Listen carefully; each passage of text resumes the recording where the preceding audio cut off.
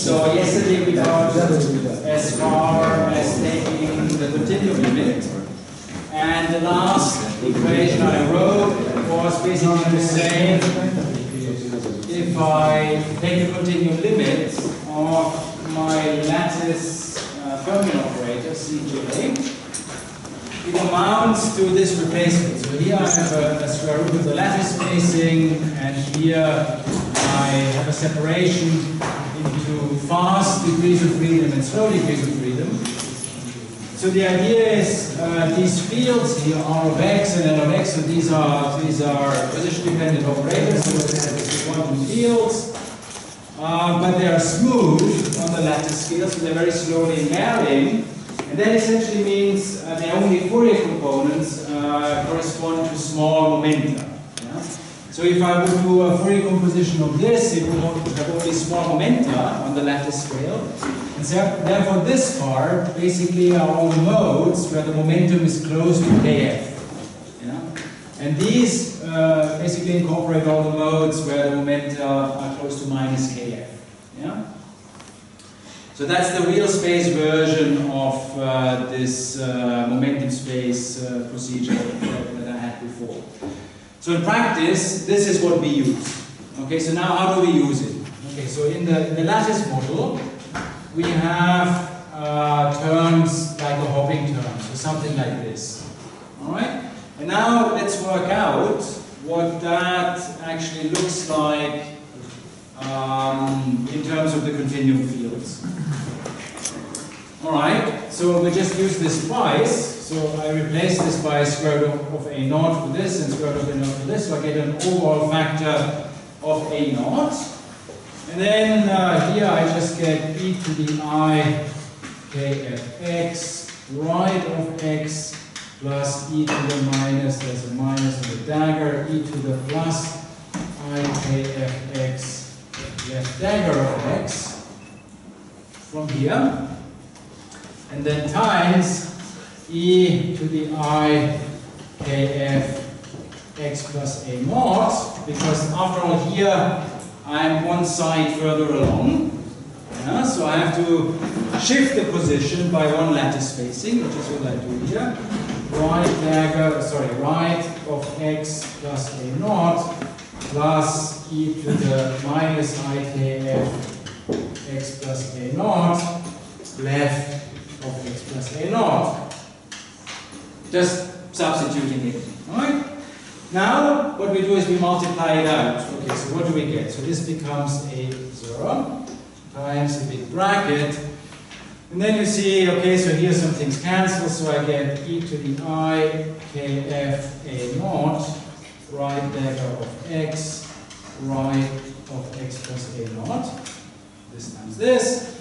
And then get another nice term here, plus e to the minus I kf a naught left dagger of x, left x plus a naught. And then I get this backscattering term, so this times this. So this is plus e to the minus 2I kf x, because they add, and then you get minus I kf a 0, and then you have right dagger of x, left x plus a naught, and then plus this times this, e to the 2I kf x plus I kf a 0, and here we have left dagger of x, right x plus a naught. Alright, so that's all. Okay, so far I'm just multiplying out. Right? Now, we want to do more, we want to proceed further, so let's look at a term like this. Yeah? So now this is a product of two quantum fields. So we have something like r of x plus a naught. This is what we want to calculate. Now, so r dagger. So this, what we do, we formally now Taylor expand this field, because I said this field is smooth on the lattice scale. So let's do a Taylor expansion. So we get something like r deg of x, r of x, which I have to define what this means. Okay? And then plus a naught r deg of x, dx, r of x, plus dot dot dot. Okay? Now, so a product of two quantum operators like this doesn't really make sense, all right? Because when you bring two fields close together, you pick up some infinities. So we have to define what that means.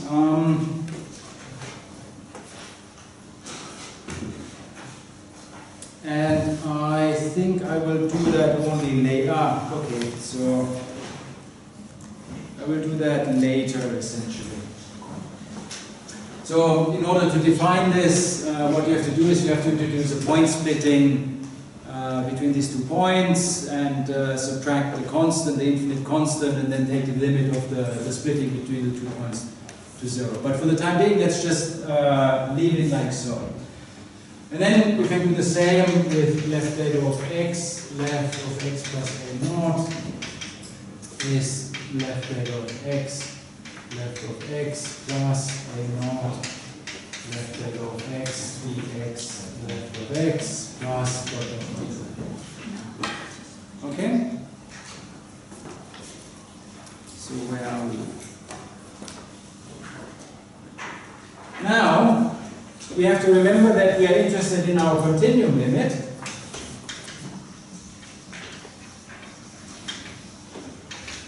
And this continuum limit formally corresponds to taking the lattice spacing to 0. So taking a0 goes to 0.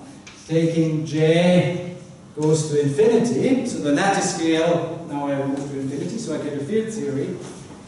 And keeping j a0 fixed. Okay? And now, if I go through this procedure that I have outlined for you here, then this free part of the Hamiltonian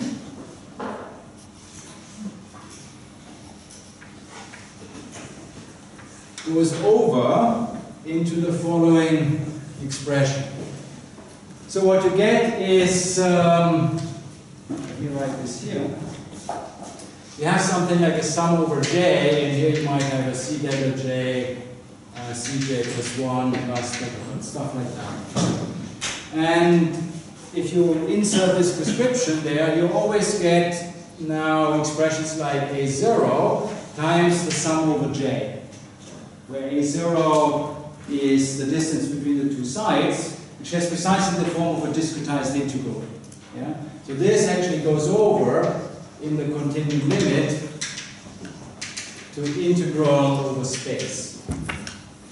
Okay, using this, here, we end up with an expression like so, dx, and then here we have some prefactor, which is minus j cosine kf a0 plus h prime. And here we have something like right delta x, right x, plus left delta x, left x. So this would be the leading term of our expansion. But this leading term is exactly equal to 0 because the quantity in brackets is exactly 0. That defined what this Fermi momentum was, what this kf was. So the leading term actually cancels. And once again, the inaccuracy here is I haven't really defined these operator products. Yeah, so it's something really something 0 times something infinite.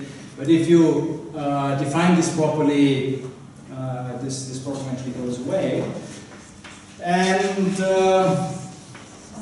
then the first subleading term, which is the one we're after, becomes I times a Fermi velocity. And here we have left delta x dx left of x minus right delta x dx over x. Yeah? And then there are further terms, but these further terms actually go away in this continuum limit because there will be some lattice spacing left over. And remember that the Fermi velocity was defined as JA0 sine KFA0. Okay, and this velocity I keep precisely fixed in my continuum limit. Yeah? Because J goes to infinity, A naught goes to 0, but the product is fixed. And this number here, KF times A naught, I also keep fixed. Yeah? So what you see is the following. If you have a free hopping Hamiltonian, spinless fermions or even spin-full fermions, and do such a replacement, yeah, go to the continuum limit, what you end up with is the Hamiltonian for a free, relativistic, if you wish, massless fermion. Yeah? And so this would be the two chiralities. So these would be the left-moving fermions, and these would be the right-moving fermions. Yeah? And this is as expected because, remember what we're doing in momentum space, we have some dispersion, and then we linearize around the Fermi points. Yeah? And this information about the lattice momentum is auxiliary to this field theory limit we do here. So we keep track of this in a separate way through the way we translate the lattice operators to the continuum operators. You see you get these oscillatory factors here. So in this continuum limit, these two branches, they basically collapse around 0 in the field theory momentum, yeah? And so you get exactly the spectrum of a free massless fermion. Okay, so that's the first part of the procedure, and it's actually relatively straightforward. That's what I'm trying to say here. So you just have this replacement, you plug it in, and then you Taylor expand. That's all you do. And then this comes out. Okay? Now, what about the interaction?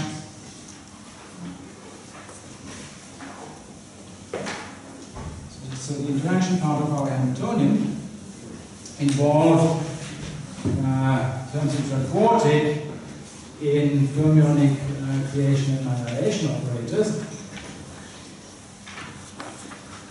And then, as you might guess, these will give rise to interactions between these relativistic fermions. So let's see how that goes. Before we do that, so later on, we will require the two-point functions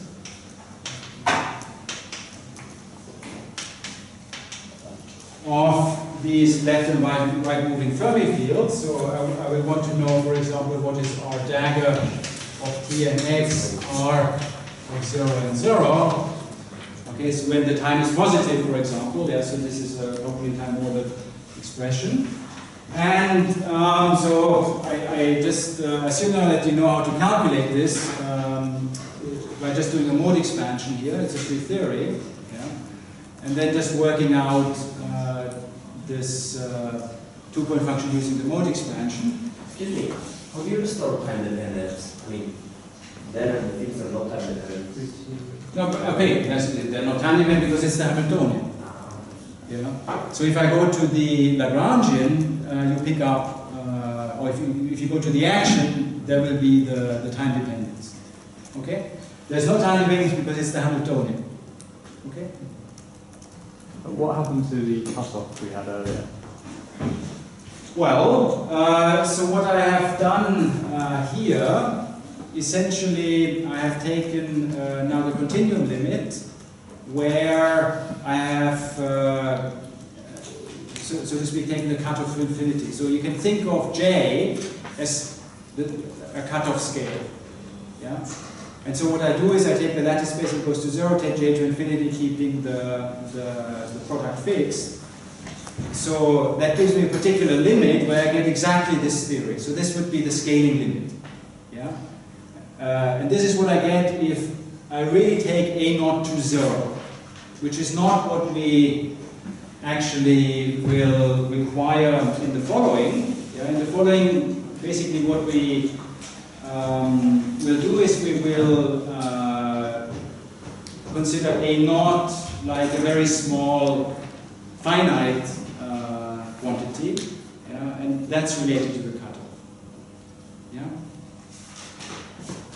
Because how can this A naught somehow be related to cutoff? So if you think about in the field theory, the divergences, so the problem arises from short distances.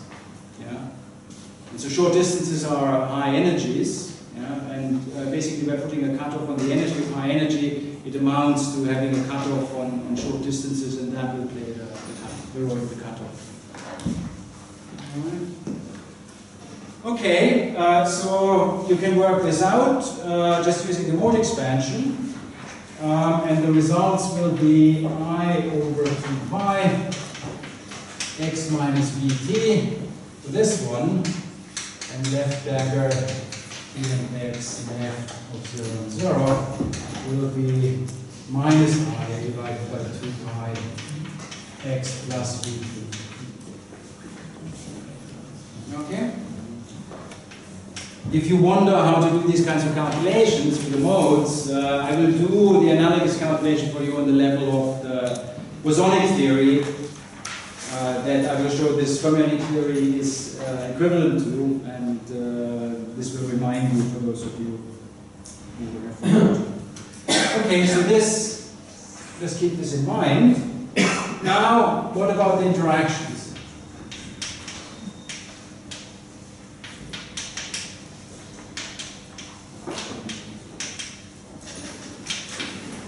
Okay, so the interaction Hamiltonian was J delta, sum over J, and here we have this Nj, and J plus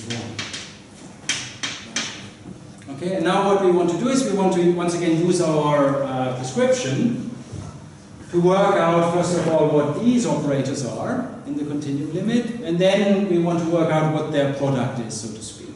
Yeah? So let's take it in 2 steps. So the first thing I want to work out what C dagger J, Cj, normal ordered is. Yeah? And, okay, so that works in the same way to the calculation I just showed you for C dagger J, Cj plus 1. You just substitute this in. And doing the Taylor expansion and so on and so forth, here you don't even have to do that. Just substituting it in, you get the following expression. So right dagger x, right x, plus left dagger x, left x, plus right dagger left times e to the minus 2I kx, plus left dagger right, e to the 2I kx.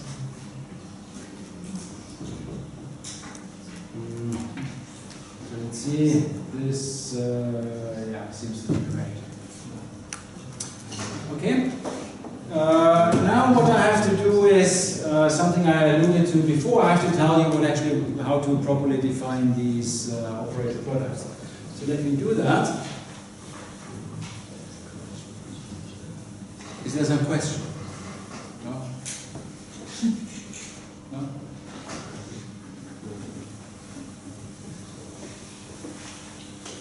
Okay.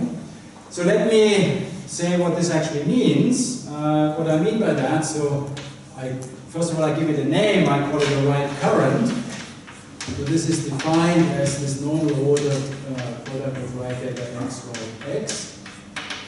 Okay, and this quantity itself is defined as the limit epsilon goes to 0 of right dagger x minus epsilon right x plus epsilon minus the ground state expectation value of the same.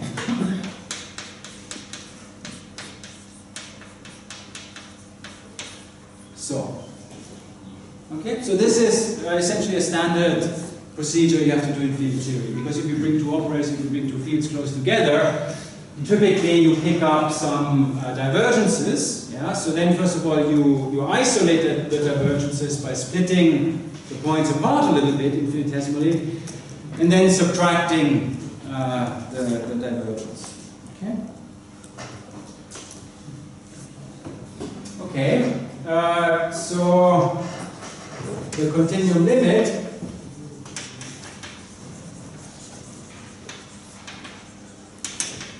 of h int is then just given by the following expression: j delta a naught integral dx. Here I have j right plus j left plus e to the 2I kfx left delta right plus e to the minus 2I kfx right delta left times the same with the argument taken from x to x plus a naught. Okay, so that's what the calculation gives. Alright, so now there's one further simplification which we can do, because you see here you have these rapidly oscillating factors under an integral, whereas all of these fields, so to speak, so they are very slowly varying on the lattice scale. Okay, so therefore whenever you get an expression here, if I multiply this out in the expression, I get an oscillating factor left over, e to the 2I kfx times the product of fields. I can just drop this out. Yeah? Because these factors would be oscillating very, very rapidly, yeah, with x, whereas the product of the fields would stay constant. Yeah?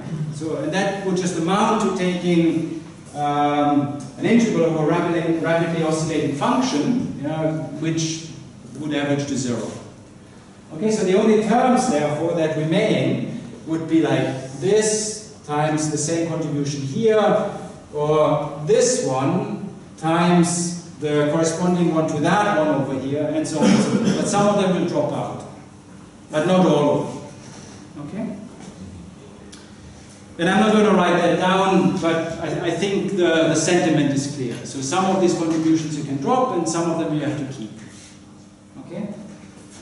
And there is one thing to worry about, which is now the following. So, what kind of oscillating factors can you get?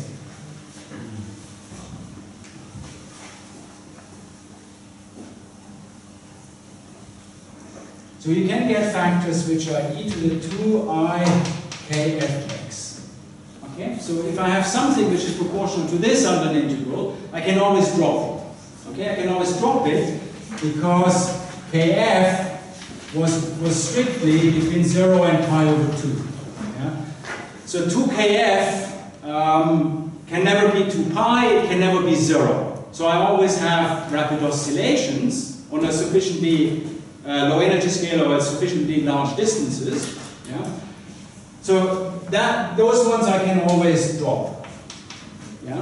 On the other hand, there also will be terms in this product which go like e to the 4I kfx plus minus. And with those I have to be careful. Okay? Because if I don't have a magnetic field, so if I don't have a chemical potential, then this kf was pi over 2. Or now with the correct units, pi over 2a naught. Okay? So therefore 4kf is actually 2 pi divided by a naught. Yeah?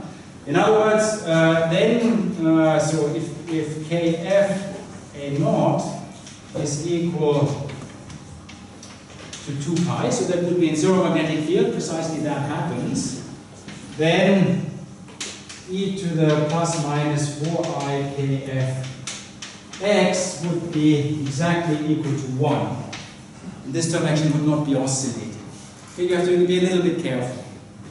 And that basically means, if this is your dispersion, here you have minus Kf and Kf.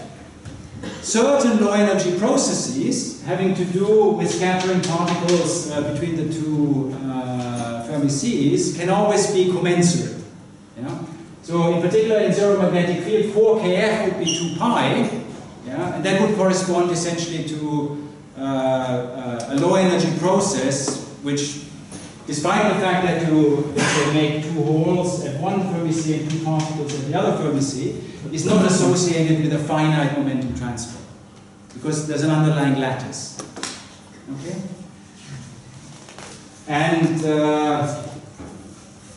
what I will do later on, I will happily drop all oscillatory factors which are proportional to this, but I will keep these, because I know that in some parts of my phase diagram I have to worry about terms which are proportional to this.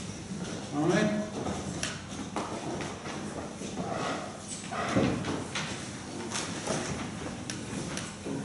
Okay, so now that's all I'm going to say for now about this continuum limit. So do you have any questions about what I've discussed? Yeah.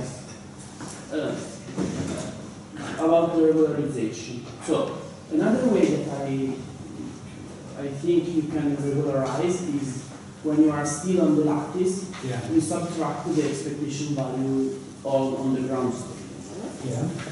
Is this the same? Well, okay, so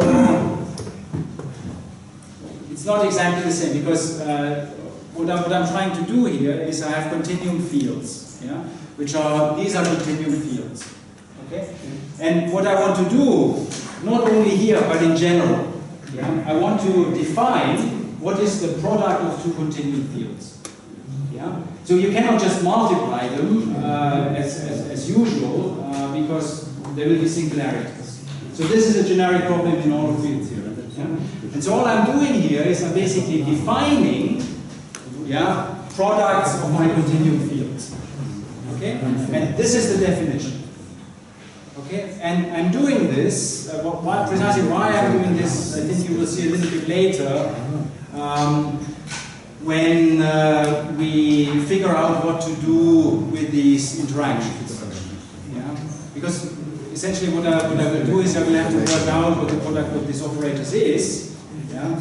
Using what's called an operator product expansion, and what I find will be something simple. But in order to do that, I have to define how to multiply operators in the field theory. Yeah? So I want to work in the field theory so I cannot get around. Okay? What you have in mind is I could go back to the lattice and kind of like define it there, but life's too short. Yeah? So in practice, this is what we would like to do because it's much quicker. Okay, yeah. Is this procedure equivalent to renormalization prescription? It's just like we were supposing that the point function was always 0 when you look at the okay. So with regards to renormalization, what I will be doing in practice, and what everybody working with these condensed matter field theories at this level does in practice, you work with a cutoff. Yeah? Forget about renormalization, so to speak, right? So there's always a cutoff there, yeah? And the cutoff is physical. It has something to do with the problem you started with. So you can think, whenever you think cutoff, think J. Yeah? Which is the exchange constant in your original Hamiltonian, which tells you when lattice physics becomes important. Okay? And so typically what we will do, and I will do this actually later today, I think, if I get to it, I will do calculations where I have this cutoff, and I don't simply throw terms away, yeah, because they're cutoff dependent. I will take them into account. And I can do that because the cutoff for me is physical. And that's a big difference to high energy physics, where your principle is that any meaningful quantity, so to speak, must be such that I can remove the cutoff in the end of the day with the correct description. So here I don't do that. Okay? And in particular, the theories I will be analyzing, in general, they're not renormalizable. Yeah? So the philosophy is a little bit different to what you're used from high energy physics. And the main reason is, for us, the cutoff has a physical meaning. And in general, we expect physical quantities, certain physical quantities, they can depend on this cutoff. Means they're not universal, yeah? Depend on details of the lattice model, but that's okay. Yeah? So in other words, these kind of this lattice spacing, which you can think of as related to the cutoff, it will stay with us throughout. Okay. At some point, hasn't something changed? Because you had these linear branches and you restricted yourself to a certain width of them, and now you've extended them such that they cross over. So before you had, if you consider... No, once again, I mean, so it's exactly the same question I've just discussed, right? I mean, so I have this thing which I call A naught. Okay? It has a physical meaning. So what I did is, when I defined this scaling, this continuum limit, I literally take this to 0. I take this to 0. And nothing I have in the afterwards can depend on this A0. This is not what I'm going to do in practice. In practice, this guy will be there. So I'm coming to that next, well, or after the next topic. Okay? So this is the cutoff and it will be there. Okay? And from that point of view,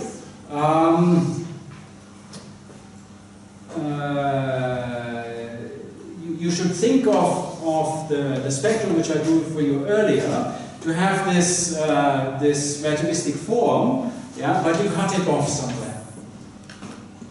So it's still there implicitly. Okay, but on the level of the free theory, yeah, when I really take A naught goes to infinity, then I can extend it to infinity. That's fine. But it's a limit of the momentum space formulation I wrote for you last time, yeah, where I essentially extend this lambda to infinity. Yeah. Once again, that's not what I'm going to do in practice. Well, yeah, but before these two branches crossed, then you had modes in the R branch and modes in the L branch. Yes. And their commutator was always 0. Yes. But now, if you go back to the anti-commutator was always 0. If you go back to the original fermions now, you've introduced some new, by extending these branches past each other, you've introduced new K modes. And you'd have... Yeah, I haven't really done that, right? No, I have not done that. Because, so where does the error lie in that argument? The error lies in the fact that you're implicitly assuming that J is still finite, but it isn't. J is infinite. Yeah? So basically this cosine dispersion, it doesn't look like this, because J is infinite, it's infinitely extended. Yeah? And therefore, if you look at low energies, which is what we're doing here, you're strictly linear. All the way to infinity. Infinity is pretty far away. Yeah? This is yeah, how things go.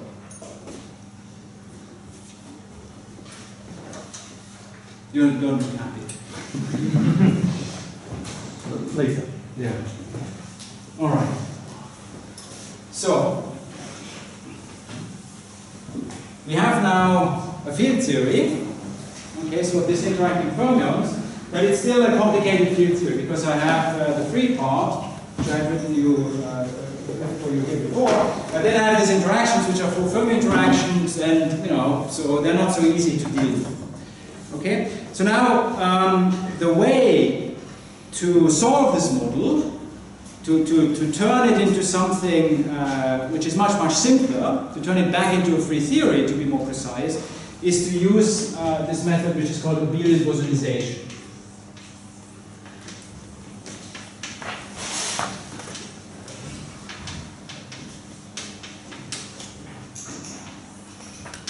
Okay? And the essence of that method is essentially the observation that in 1 + 1 dimensions you have a very interesting equivalence between free massless fermions, they're exactly the same as free massless bosons.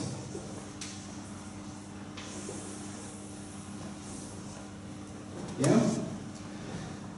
Okay, that's not obvious. Well, maybe if you have heard it before, maybe it's obvious to you now, but when you first come across it, this sounds very strange, right? Because free massless boson, so that's the massless limit of the Klein-Gordon equation. Why should that be the same as this free massless fermion theory I had written there before? It's not clear.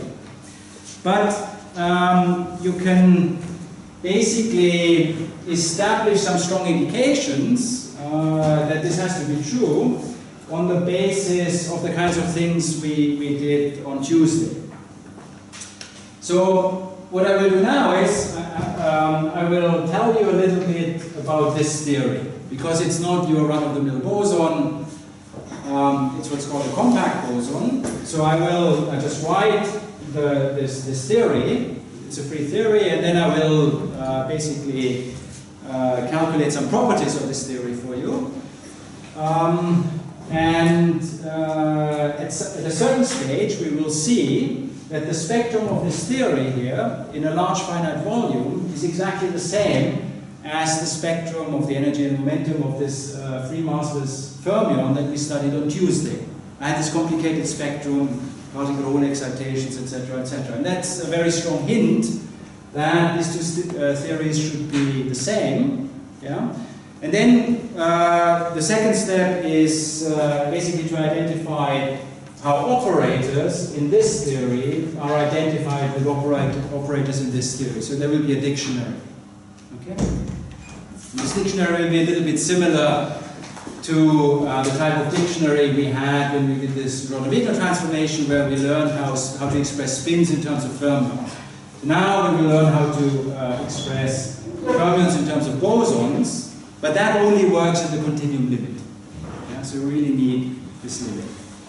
So that's where we want to go. So now let me tell you something about this compact boson. What is that?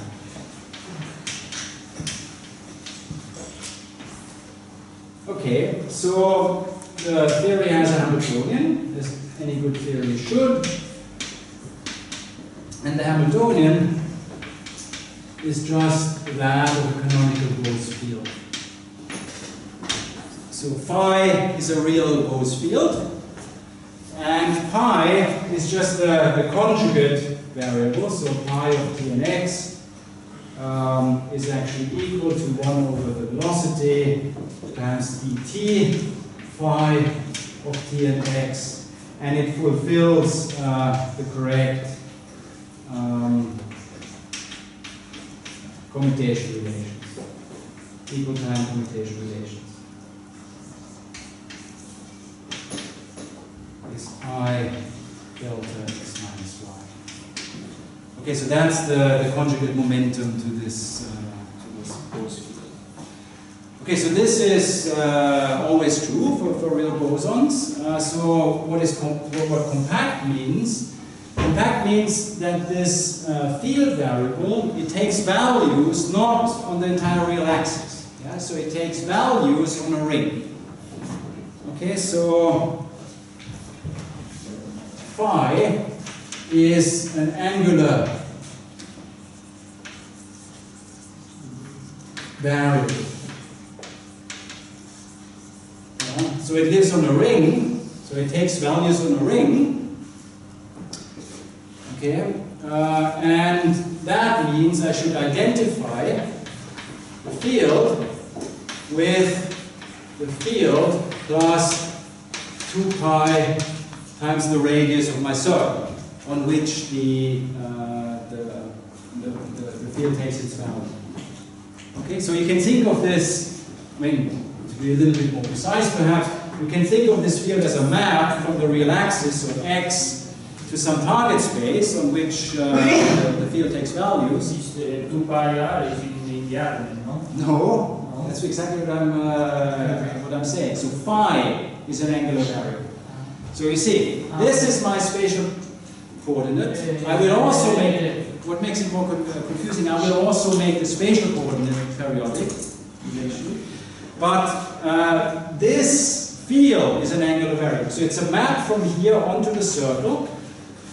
And because this takes values on a circle, I have to identify the field with the field when I go around once.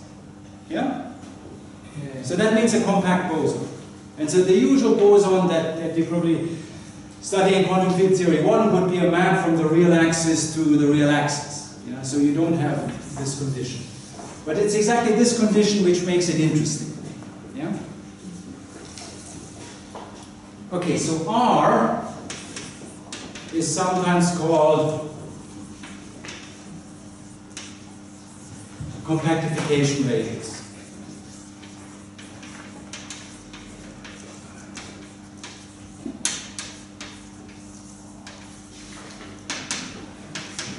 Okay? Okay, so now an immediate consequence of the fact that phi is an angular variable is that not every operator you can write is sensible, yeah, or can be lowered, so to speak. So in particular, only operators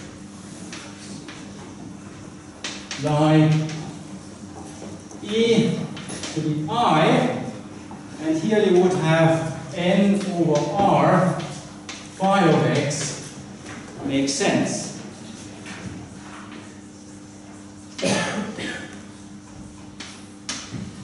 Okay? Phi is an angular variable, so I can always shift it by 2 pi r, but a physical operator, let's assume I want to write a physical operator in the form e to the I alpha phi, yeah, has to respect this relationship. So if I shift phi by the circumference, the operator has to go into itself. And that's very interesting because it restricts the number of allowed values of alpha. Okay? And if you think about how can a free boson be equal to a free fermion, you need some kind of restriction like this, because for the fermionic theory, you don't have very many local operators. You have right and you have left, yeah? And you have right leg and left or something like this, yeah? And for the bosonic theory, you also have to have the right number of local operators to identify with the fermions, so not too many. Yeah? And that's exactly what this compactification will do for you. Okay. Now, let's solve this theory. Yeah? It will work a little bit differently to your quantum field theory 1, simply because the boson is compact. And so let's see what modifications we have to do. I mean, the equations of motion are still just the D'Alembert operator on phi is equal to 0. So these are the equations of motion. You know, so mass is fine Gordon if you wish. Okay, and now you know how to proceed. Okay, so you proceed essentially by canonical quantization. So you first solve this equation of motion for classical variables. Okay, so that gives you the modes, and then the solution to these are just plane waves. Okay, and for each plane wave, now you introduce an oscillator mode, yeah, and do canonical quantization. So this works exactly like your quantum field theory 1 course taught you. Okay, so these are the equation of motions, and this suggests that the mode expansion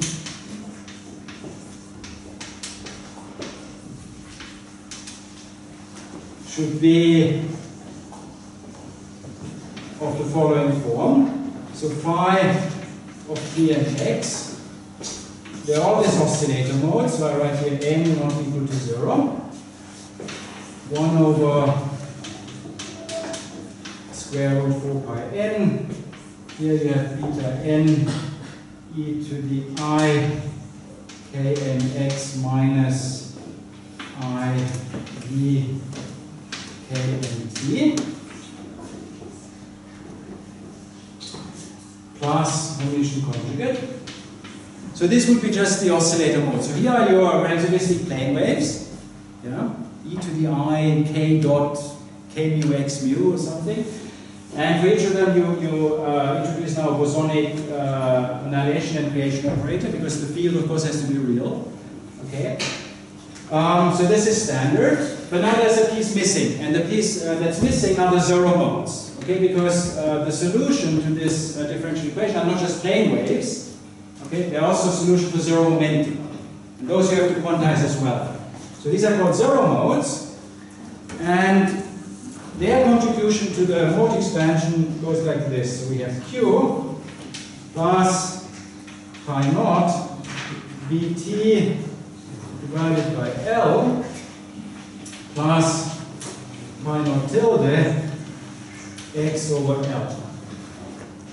Where what I've done now is exactly what I said 2 minutes ago. I consider my space to be a ring of length L as well. Okay? That's why you have here the system size.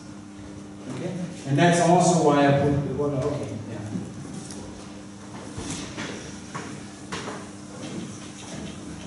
So are you happy with that structure of the mode expansion? Q phi 0 and phi tilde 0 could be anything, right?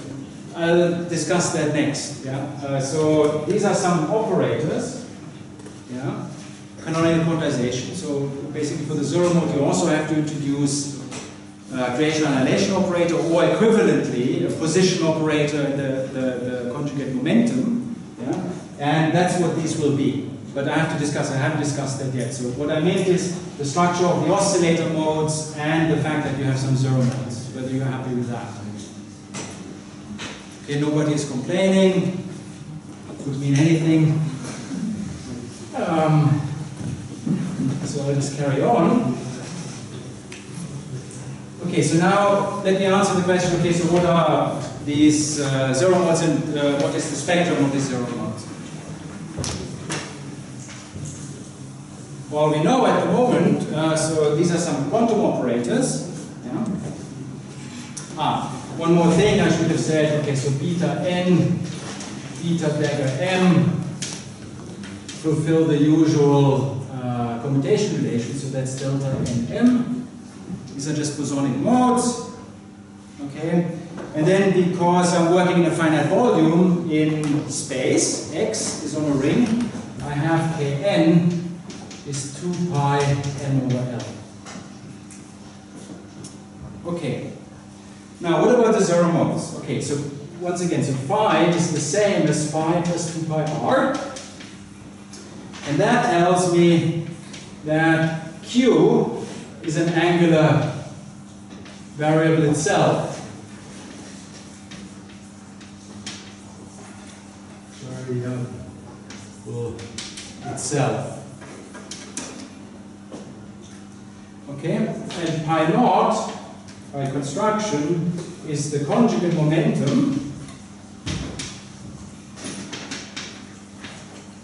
Okay, so it fulfills commutation relation like x and p. Commutator is I. Okay, and now what we will be interested in is this is like a position operator in quantum mechanics, because now it's a single mode, it's like x hat. This is like a momentum operator in quantum mechanics, which is like minus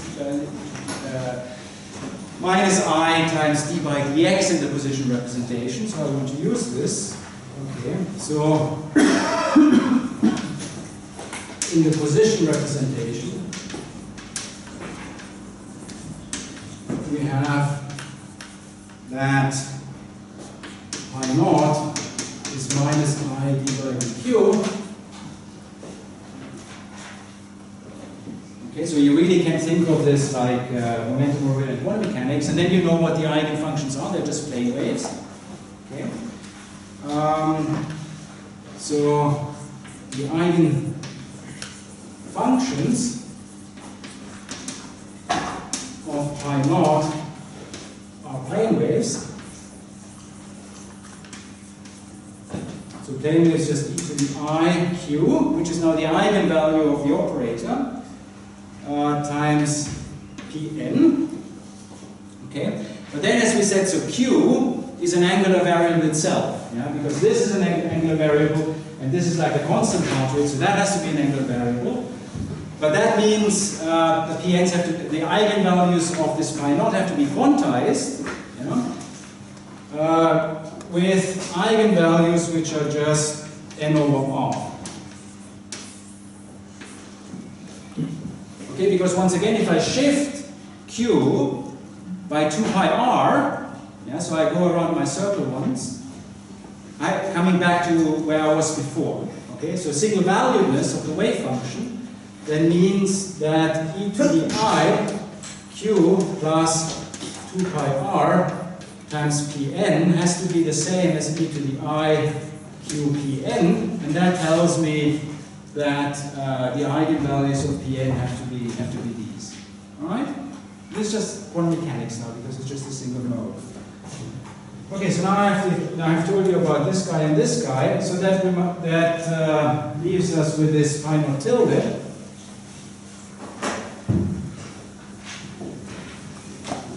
That also has a physical interpretation. So, excuse me? Yes? Shouldn't it rather be L the radius which is relevant here? Because the state shouldn't depend on the position variable? Yeah, okay, look. So, what I'm saying is this, I can put hats if that makes it clearer. So, this are canonically conjugate variables. Okay? They're quantum operators, but it's a single mode. So, you can think of them like operators in quantum mechanics. Okay? They have the same algebra as x and p is I h bar, and h bar is 1. Okay? So I can identify this with q and this with pi naught. That's what I'm doing. Okay? Now, what I know is q is essentially a variable on my target space, on the circle. Yeah? So it lives on a circle of circumference 2 pi r. Okay? Now, by this identification, so your quantum mechanics space now lives a circle on a circle with that circumference. And that's why we have this here. So the only information about space, the actual space, it's here. And here. Okay? Does that answer your question? Yeah. I'm sorry, so from the beginning Q and pi naught could be anything. So what is the No, they couldn't. No, they couldn't entirely be anything because you have to do. Okay, so the solution to the equation of motion, you have to take all solution to the equation of motion. Yeah, so you have the plane waves, then you have a constant, yeah, and you have essentially vt and x. These are solutions to the equation of motion. Yeah, because it's second derivatives. Yeah, so okay. These are my zero modes, okay? And now what I have to do in canonical quantization, you have to endow them with, equation annihilation operators for those modes, yeah? So they cannot just be anything, yeah? So, because here, once again, so beta n and beta n dagger, for every pair of them, I can go back to the same representation, yeah? Where I have essentially beta n plus I beta n dagger and beta n minus I beta n dagger, which gives me x and p, or p and x. Yeah? And I'm just doing the same for the zero modes. And if I do that, I get this structure. Okay? I've skipped some steps, but it's literally just extending the same procedure you have for the... Okay, from that you see that Q and pi 0 have to be conjugate. Yeah. Yeah. And this one I haven't explained yet. Where am I? Here. Yeah, so on in the real space, so yeah. the circle of radius n, we have periodic boundary condition, yes. because we have k. Yes. Yes. That's correct, yeah. So then pi t is z, it shouldn't be z. I'll explain in a moment. That's the next step. Yeah, okay. There's no trace at all of R. Yeah, it's not there. And No. yeah. Yeah, I wanted to say in beta n and stuff. The R doesn't appear at all in the non-zero modes. Is that hidden or is it just No. So the information about the compactification is all in the zero mode. So if you wish, yeah. I mean, how come? I mean, so this is how you canonically quantize a free theory. Okay, so I refer to quantum mechanics 1. So you solve the equation of motion, you follow the procedure of canonical quantization. This is my differential equation I solve. The solution are plane waves, so I have the solution of classical equation of motion and I give them oscillator modes. Yeah?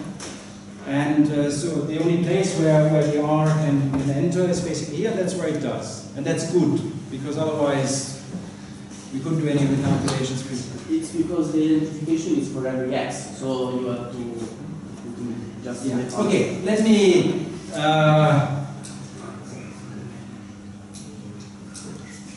when did I start? 3:05. Oh dear. All right, so let's have our break now. And let's have a 10-minute break and then I'll carry on.